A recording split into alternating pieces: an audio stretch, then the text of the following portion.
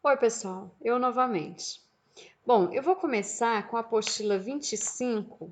Eu ministrei essa aula sobre narrativa fantástica, conto fantástico, Édipo Rei, Freud, a característica do enredo, vozes do discurso. Então, eu optei por fazer uma breve revisão de conteúdo, né? Então, eu vou disponibilizar aqui a revisão, né? Não estranhe, porque isso já foi ministrado em sala de aula, mas eu gostaria que vocês fizessem essa revisão e em seguida concluísse todos os exercícios da apostila, ok? Então vamos lá. Bom, então vamos iniciar os estudos a respeito desse capítulo 25, módulo 9. Essa aula já foi ministrada em sala, né? Nós começamos em sala a falar da parte introdutória, que é a obra de Salvador Dalí, que faz uma pintura sobre vários ângulos, sendo o primeiro a infância. Você tem a primeira visão aqui, seria um rosto de um bebê, mas um outro ângulo mais distante já tem uma criança aqui afastada, outra aqui. A segunda, o que você vê de olhos, boca, né, é um adolescente, né? Aqui o cabelo. Mas olhando por outro ângulo, consta um jovem, né, com uma pessoa que eu creio que seja sua babá, e o que seriam olhos são as montanhas. A terceira imagem é nítido aqui um senhor, né? Barba, bigode, nariz, boca, mas por outro ângulo tem aqui as raízes, né, fortes de uma árvore frondosa, aquele caule rústico, forte, para simbolizar a velhice dele e possivelmente esse aqui sendo o próprio autor. É um autorretrato dele. A realidade sobre vários ângulos tem tudo a ver com o conto fantástico, né? Para falar da literatura fantástica, tem que trazer esse fluxo de consciência, esse mundo paralelo, porque tudo é sobrenatural, os personagens são fantasiosos, existem outros mundos além desse, o que na verdade simboliza o que é surreal, o que é fora do padrão atual, né? Isso seria a literatura fantástica, que seria a imaginação.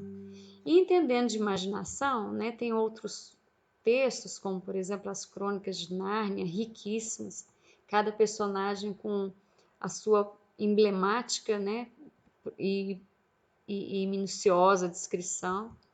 Aqui Hércules, Senhor dos Anéis, os dragões, a Cuca do Sítio Pica-Pau Amarelo, que tem também aqui um fluxo de consciência, sabe aquele dragão que vai te pegar, aquele bicho que te persegue, aquele monstro que fica debaixo da cama, que passa pela nossa infância, passa pela nossa adolescência, o amigo imaginário, que seria um dragão, né? E iniciando, a apostila traz Freud, que resgata o Édipo para falar do fluxo de consciência, aquilo que está subentendido à nossa mente. É uma literatura difícil porque muitos desprezam o subconsciente. Freud orienta a ter muito cuidado com os sonhos, que o sonho é a materialização do seu desejo. E o desejo ele é inibido, né? Pelo padrão da sociedade, pelo padrão da sua família, o padrão religioso. Mas está lá, seu subconsciente, né? Talvez por descobrir essas coisas é que ele foi tão apedrejado. Não podia falar disso, né? Não podia falar de desejo, não podia falar de sonhos, do meu desejo verdadeiro. E o Édipo Rei é uma história trágica, né? Vocês têm esse material complementar que fala sobre esse fluxo de consciência. O destino está ali. Por mais que ele tentou fugir, ele fez de tudo, ele tentou mudar o destino dele, mas o destino ali existia, né? Bom, se a fantasia é o fruto da imaginação, o inconsciente também está relacionado a isso. Pois bem, do complexo de Édipo nós comentamos sobre os sintomas da vida adulta, né? Essa dedicação à mãe exagerada, esse afeto que muito mais parece vinculado a um tipo de doença do que propriamente algo saudável, né? As consequências, a gente vê pessoas assim que não conseguem desagarrar da mãe, né? Já com idade avançada. Mas a gente não vai entrar tanto nessa questão, é só um insight mesmo para entender como que seria o fluxo de consciência na narrativa fantástica, né? Tem vários contos aqui de Ítalo Calvino, da Lígia Fagundes Telles, muito subjetivo, né? Você tem um conto que está lendo na apostila, né? O Noturno e Noturno Amarelo, e os melhores contos de Flávio Moreira, mas tem N literaturas por aí. E em seguida são os exercícios, como de praxe, eu disponibilizo para vocês fazerem a correção. Dessa vez foi do número 1 ao 8. O conto Noturno Amarelo, da Lígia, é um conto que trata de uma expressividade muito subjetiva. Imagina você ter que entrar na mente da pessoa, frequentar o subconsciente dela, deduzindo as opções que ela faz na vida. Por isso que é difícil, né? Mas enfim, façam a correção. Aqui nós temos o tipo de narrador, que em primeira e terceira pessoa, né? O narrador protagonista, ele participa do fato. E ele apresenta aquilo de modo subjetivo, porque ele conta a versão dele. O narrador testemunha, ele só relata, ele deixa encargo seu, não, você decide. Por exemplo, Memórias Póstumas, o Bentinho ele participa da história, né? Ele está lá dentro da história e ele conta a versão dele, ele é protagonista. Você chega a uma conclusão, mas você é induzido a pensar como ele pensa. É um tipo de narrador perigoso. O testemunho é aquele que realmente lava as mãos, você decide, né? E ele conta de uma maneira assim mais clara. Pois bem, para criar os tipos de narrador, o fluxo de consciência é muito presente na literatura. Muito. Isso é um empréstimo da psicanálise para a área literária. Na verdade, a literatura ela se apropria de várias ciências, né? Ela é livre, ela faz o que ela quiser. Então, ela vai na psicanálise, busca informações, ela vai no âmbito religioso, traz informações, ela vai na questão social, vai na questão política. Então, esse fluxo de consciência a gente percebe muito em Machado de Assis. As obras dele, as duas principais, Memórias Póstumas, né, e Dom Casmurro, mostra como que a pessoa pensava. Às vezes é irritante você entrar na mente alheia e tentar interpretar, porque você tem que colocar na pele da pessoa. Não dá para ler Machado de Assis uma vez e tá ok. Não tem jeito de fazer isso. Realmente eu acho assim difícil, porque o fluxo de consciência é algo muito pesado. E Machado de Assis leu Schopenhauer. Schopenhauer, extremamente pessimista, ele diz que o amor é uma invenção humana para perpetuar a espécie, né? Isso é algumas coisas que ele fala. Tem outras muito pior. Essa é a mais fofa. E Machado de Assis foi discípulo dele, né? E também de Dostoiévski, que vê a realidade de uma maneira assim muito, né, voltado para o lado da psicanálise. Nossas condutas vêm do subconsciente. Virginia Woolf e Shakespeare também. Tipos de discurso. Nós temos o discurso direto, indireto e indireto livre. O direto, diretamente o personagem fala. O indireto, alguém fala no lugar dele. E o indireto livre é a mistura dos dois. Você percebe o pensamento do autor e você percebe o narrador falando. Então, o juiz conduzia a sessão e tentava o mais rápido que podia fazer a conciliação. Não é o narrador falando? Logo hoje que tem uma agenda cheia. É o pensamento do personagem. Então mistura. Às vezes eu tenho que ler de novo. Não, peraí, o personagem está falando ou está pensando. O enredo é o desenrolar da história. Como é que acontece como é que se desenvolve? Tem várias ferramentas. Uma muito boa é a verossimilhança. Você já deve ter ouvido falar que a arte imita a realidade. Ela apropria. Pode ser uma ideia, pode ser um insight, né? Pode ser tudo.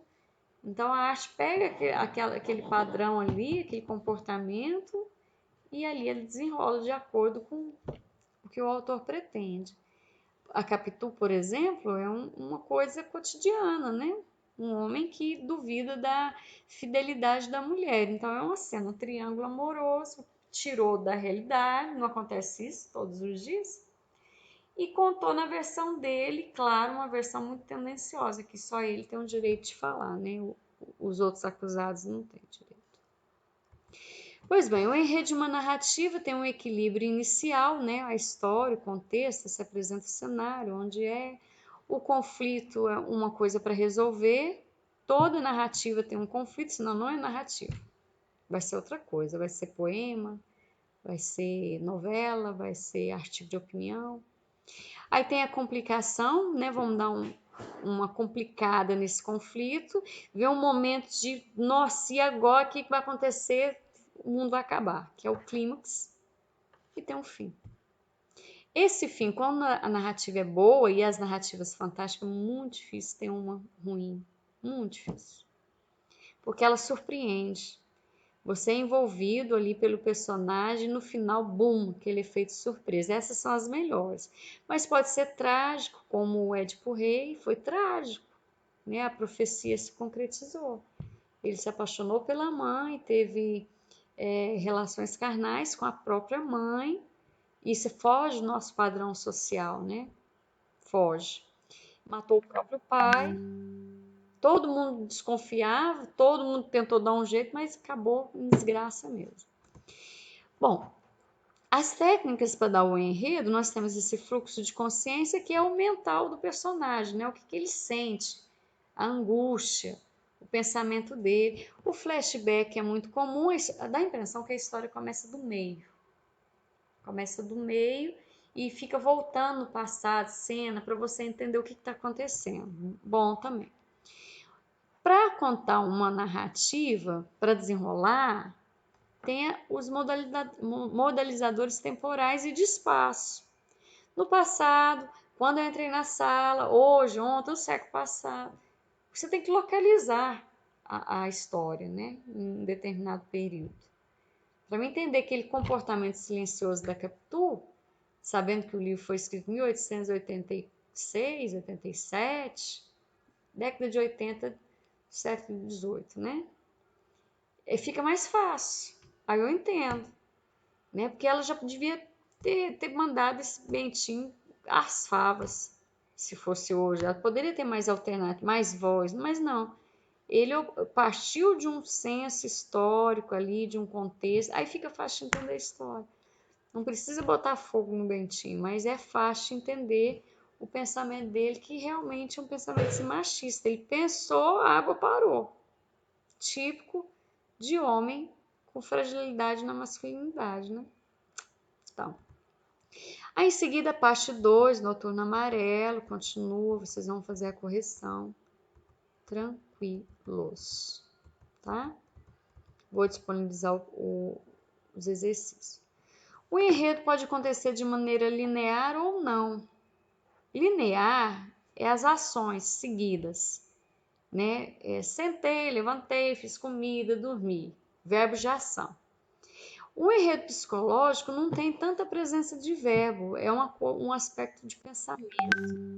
É o pensamento do autor que fica ali. O tipo de narrador, né? O narrador personagem, aquele que participa da história, então ele sabe o sentimento do personagem e sabe o seu externo também. O observador, ele apenas conta, e o intruso, que é o pior, ele conta a história, ele não participa e julga. Né? Esse narrador aqui onipresente, tudo bem, ele estava lá, ele vai contar a versão dele. Ok. Esse aqui lava as mãos, só conta. Você se responsabiliza pela interpretação. Esse aqui, o personagem, conduz você, vai te convencendo a pensar como que ele quer. Pode ser que não dê certo.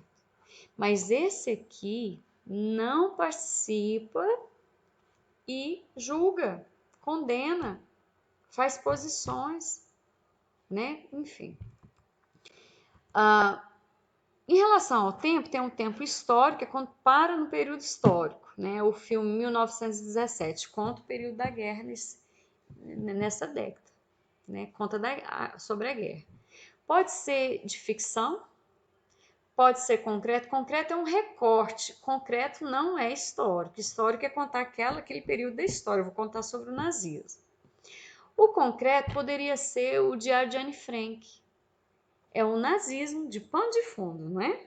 Porque a história de Anne Frank é uma menina que fica dos 12 aos 14, dos 11 aos 13, escondido num porão, e ali ela vai relatando o dia a dia dela, né? A gente sabe da história porque o pai pegou o diário e publicou. Mas não fala de Hitler, não fala do nazismo. A gente entende pelo contexto, né, as referências que faz, mas é um recorte. O Anne Frank não é um livro de nazismo. Usa como pano de fundo temporal isso, mas é para contar a história de uma menina que viveu o nazismo. Ela não sabe o que é nazismo. Como Durê é flashback, né? Por exemplo, esses livros de cartas. Imagine os dois papas, né? Pode ser. Eles trocaram cartas um período, depois virou filme. Mas esse exemplo não foi bom. Imagine Clarice Lispector e Hilda Hilst, elas trocavam cartas, né? Elas moravam ambas num período em São Paulo ou em Recife, trocava cartas. Pegaram as cartas delas e fizeram um livro, né? Isso seria como Durê. O cronológico é essa história de início, meio e fim. Essa é a mais tradicional, assim, mais comum. Elementos da narrativa, nós temos o espaço que é um ambiente físico, social e psicológico. Físico é o concreto ali, ó. Aconteceu a história no parque, aconteceu na sala de aula.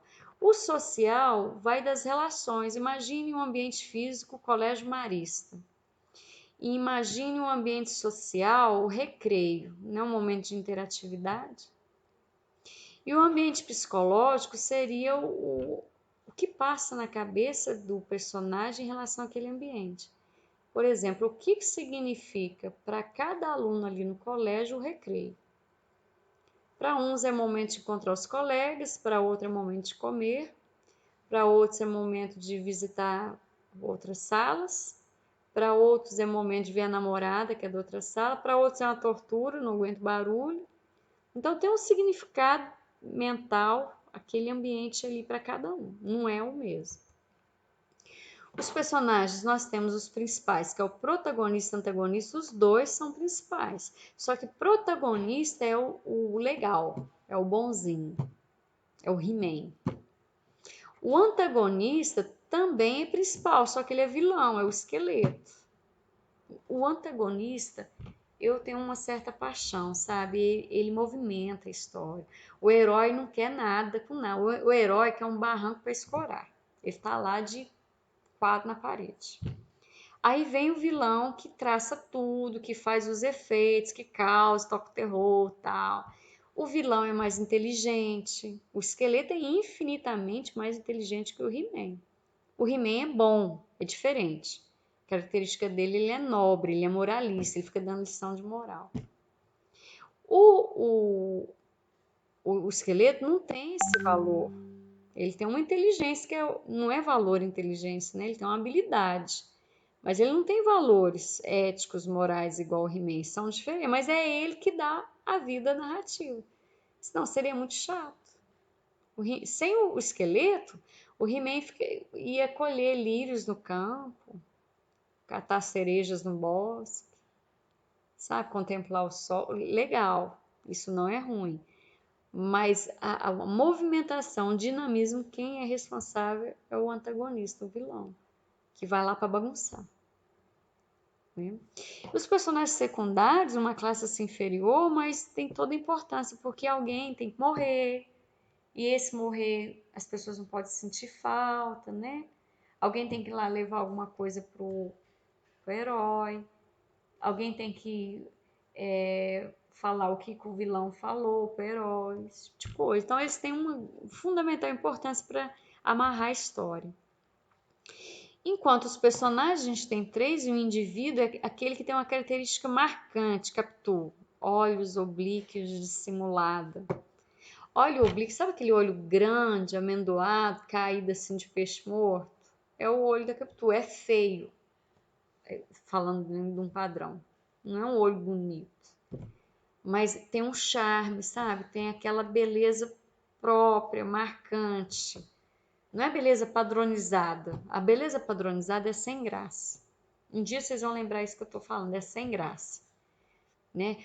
Mas aquela traço que só cabe nela, aquele olhar assim, olhos oblíquos de dissimulado. E esse adjetivo já condena a Capitu, né? Dissimulado é uma pessoa que sabe de uma coisa, mas fica ali, fingindo de demência para sobreviver.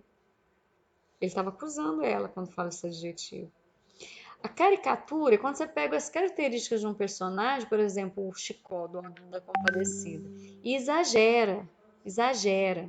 A Tarsila do Amaral faz isso demais. O traço comum do nortista, do nordestino, são os membros grandes, mãos grandes, pés grandes e cabeça pequena. Aí ela pensou assim, então tá incomodando? Vou exagerar. E ela colocou a mão absolutamente desproporcional ao corpo, diminuiu a cabeça 10 vezes, para acentuar, para dizer assim, essa é a nossa marca. Essa é a função da literatura. Mostrar assim, isso que incomoda? Então tá bom, me aguarde. E o típico, por exemplo, o alienista de Machado de Assis é um médico. E é uma narrativa que tem muito fluxo de consciência, porque você descobre que ele é vilão. Você acha que ele é legal. É um médico. Não, isso é um médico, vai ajudar. Não, ele está construindo um sanatório. Ele constrói. Ele cerca uma cidade, aí parece que está protegendo, mas não, ele precisa de um sanatório para atuar. Os personagens podem ser plano ou então evolutivo. Plano começou bem e terminou bem. É mauzão, termina mal. Por exemplo, He-Man, Esqueleto, eles são planos. Já o esférico ou evolutivo, ele surpreende. Ele ora é bom, ora é ruim, você fica confuso, mas pera lá, ele é bom ou ele é ruim? Ou então ele muda, como o João de Santo Cristo, que era um rapaz doce, meigo, quietinho, só queria passar no vestibular, e de repente ele torna-se um bandido, né, terrível. E prossegue as questões interpretativas a respeito desse conteúdo, né? De 9 a 15. Eu espero que vocês façam, né? Depois eu deixo disponibilizadas as respostas para conferir com mais calma, mas é para desenvolver a apostila inteira. Então, a próxima aula continua aqui em tempos verbais. Eu vou parar por aqui. Bom, então a ideia é vocês terminarem essa revisão, concluir toda a apostila. Na próxima aula, na quinta-feira, eu vou disponibilizar o gabarito e vocês podem me procurar pela Agenda Edu para sanar algumas dúvidas. Até a próxima!